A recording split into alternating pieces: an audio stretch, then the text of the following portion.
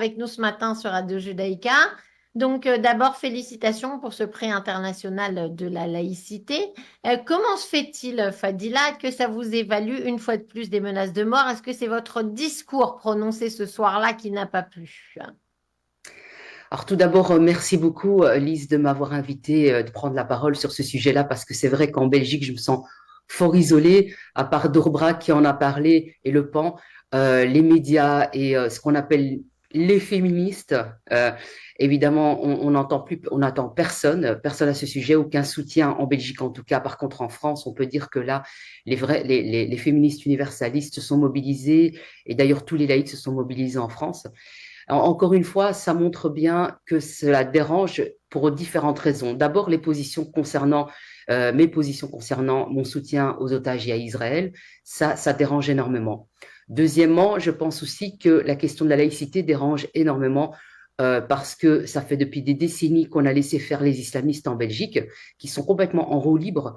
Et du coup, avoir une voix de personnes, d'autant plus d'origine maghrébine, qui prend position clairement pour Israël, ça dérange et ils veulent surtout pas entendre cette voix-là. D'ailleurs, Youssef El Kardawi, il disait lui-même, il disait très justement en fait que qu'il fallait tuer, il fallait éliminer les apostats ou les personnes qui ont une autre voix que la Oumma, que la collectivité, on va dire, islamiste, parce que ça risquait justement de faire en sorte qu'on risque de contaminer, en tout cas, les musulmans. Et donc, pour eux, évidemment, c'est très dangereux parce que si on a des voix, et d'ailleurs, j'ai quelques personnes qui commencent à me rejoindre lors des manifestations en soutien à Israël, des personnes qui viennent de culture musulmane, de plus en plus me contactent et me disent qu'elles sont d'accord avec moi et qu'elles sont contentes de savoir qu'elles ne sont pas seules. Parce qu'en Belgique, le problème, c'est que comme il n'y a pas de voix du tout à ce niveau-là,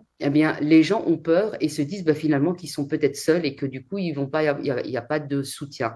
Ce qui est d'une part vrai, il n'y a pas de soutien, mais d'autre part, il y a quand même des gens qui restent silencieux et qui sont de notre côté, qui sont d'accord avec nous.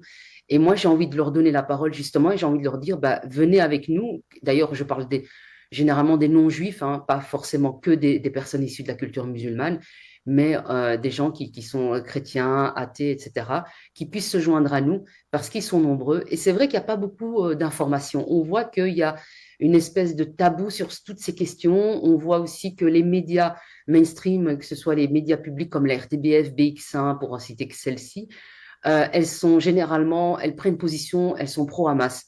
Moi, je dis plus pro-palestinien parce qu'en réalité, tout le monde sait que derrière tout ça se cache vraiment un antisémitisme. Je dirais plus qu'un antisémitisme, c'est vraiment une haine des juifs et qu'il faut cesser de dire que c'est pro-palestinien parce qu'en réalité, ça ne vient pas en aide aux Palestiniens, ça vient en aide aux terroristes parce que depuis le 7 octobre, c'est plus flagrant et faire semblant comme si c'était vraiment des manifestations et un soutien aux Palestiniens, c'est faux. Certains Palestiniens qui ne sont pas du tout pro-Hamas et pro-Hezbollah en souffrent.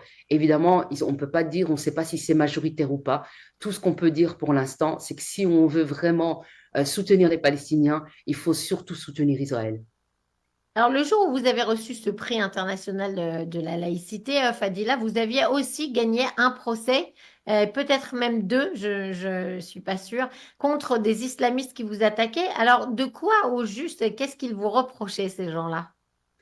Alors, écoutez, quand on a créé l'Observatoire européen des fondamentalismes avec Florence Bergeau-Blaclair, on a beaucoup dérangé parce que nous avons osé dire, nommer les choses, mais surtout, on a nommé les personnalités à Bruxelles, notamment, et globalement en Belgique, qui sont des acteurs premiers, en fait, et qui nourrissent le frérisme.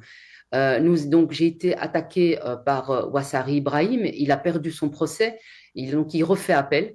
Euh, et d'ailleurs, ce qui est assez étrange, c'est que mon avocat, Maître Émeric Delamotte, que je salue parce qu'il a été très courageux et brillant dans cette affaire-là, euh, eh bien, il a essayé de poster un communiqué auprès de certains journaux belges et médias belges. Ça a été refusé. Par contre, Ouassari a pu, lui, déposer un communiqué on n'a pas pu faire d'une réponse adéquate. Et ce monsieur se plaignait de racisme en sachant quand même que c'était contre moi qu'il avait quand même perdu, hein. Donc on est de la même origine. Et d'autre part, on a eu la députée Farida Tahar qui a aussi porté plainte. Et alors étrangement aussi, hein, et c'est là où on voit quand même des similitudes et on va dire des accointances, c'est que la plainte a été déposée juste après Ibrahim Ouassari. J'ai eu d'autres plaintes, mais qui n'ont pas été jusqu'à un procès. Et dans les deux cas, en fait, on portait plainte pour diffamation. Certains disent que c'est pas parce que il n'aurait pas été avéré qu'il y a eu des liens. En réalité, ils disent que c'est vraiment sur des bases solides quand même. Nous, généralement, à l'Observatoire, quand on dépose des dossiers, quand on montre des accointances avec les frères musulmans, ou qu'on dit que c'est proche, c'est parce que c'est avéré, parce que nous avons des éléments. Il y a d'autres personnes qui ont tenté de porter plainte contre moi, mais ça n'a jamais été jusqu'au parquet et ça n'a jamais été jusqu'à un procès. Est-ce que vous sentez quand même, Fadila Maroufi, que le grand public commence à changer peut-être un peu de point de vue par rapport à ça, commence à comprendre cet entrisme des frères musulmans en Europe que vous et Florence Bergeau-Blaclair notamment dénoncez depuis plusieurs années? Oui, oui, parce que je pense que justement, comme ces médias mainstream ne font pas leur travail, les citoyens belges n'ont pas d'informations sur ce sujet-là. Donc c'est vrai que moi, parfois, quand je discute avec certaines personnes et qui me demandent, tiens, tu fais quoi, etc., quand je leur explique, ils restent abasourdis. Ils me disent, tiens, mais ça, c'est en dehors de Bruxelles. Parce qu'à Bruxelles, par contre, les gens sont très conscients du phénomène. Par contre, il y a une peur actuellement qui terrorise les gens parce qu'évidemment, on a eu énormément d'attentats. Nous avons bien vu évidemment certaines personnes qui sont décédées comme Samuel Paty, un professeur qui a été décapité, etc. Donc, et on voit bien d'ailleurs hein, ce qui se passe avec la sortie de l'ouvrage, avec des témoignages de professeurs qui expliquent désespérément que ça va mal dans l'enseignement et qu'ils ont peur parce ils sont menacés. On voit de plus en plus enfin, les jeunes étaient déjà radicalisés, mais là, ça commence à sortir. Donc, il y a des dossiers qui commencent à sortir. Et je pense aussi que moi, j'aimerais quand même vous mettre aussi à l'honneur parce que ce soit Judaïka FM, que ce soit Le Pan ou que ce soit Dourbrac, on a encore des journalistes qui font leur travail et ça, il faut vraiment, vraiment. Je tenais à vous le remercier aussi pour tout ce travail-là.